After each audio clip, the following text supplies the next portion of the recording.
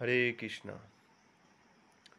ভগবান শ্রীকৃষ্ণ গীতায় বলছেন, ভোগৈশ্বর্য পুরুষোক্তানাম অপহত চেতস্যাম ব্যবসায়াত্মিকা বুদ্ধি সমাদো ন বিধীয়তে।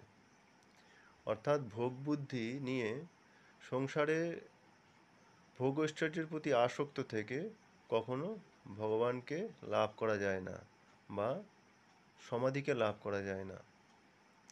আমাদের ভগবানকে পেতে গেলে আমাদের জানতে হবে যে আমরা ভোগ করতে কি পারি, ভোক্তাকে এবং ভোগ্যকে।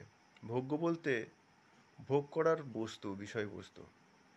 এই সংসারে শাস্ত্র বলছে জীব এবং সব কিছুই হচ্ছে ভগবানের ভোগ্য বস্তু, অর্থাৎ ভগবানের সেবার উপকরণ, এবং স্বতন্ত্র ভগবান শ্রীকৃষ্ণই একমাত্র হচ্ছেন ভোক্তা।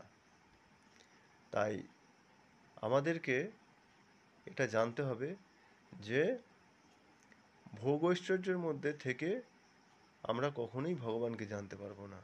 যদি আমরা এই মনুষ্য জন্ম লাভ করেছি, আমাদের প্রত্যেকের একটাই উদ্দেশ্য এই মনুষ্য জন্মে, যে ঈশ্বরকে জানা যায়, যাতে যাতে আমরা লাভ করতে পারি, ভগবানকে জানতে পারি।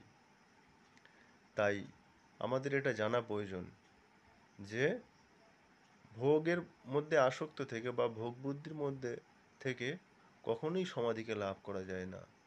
এতে ভগবান আমাদের থেকে দূরে চলে যায়। হরে কৃষ্ণা।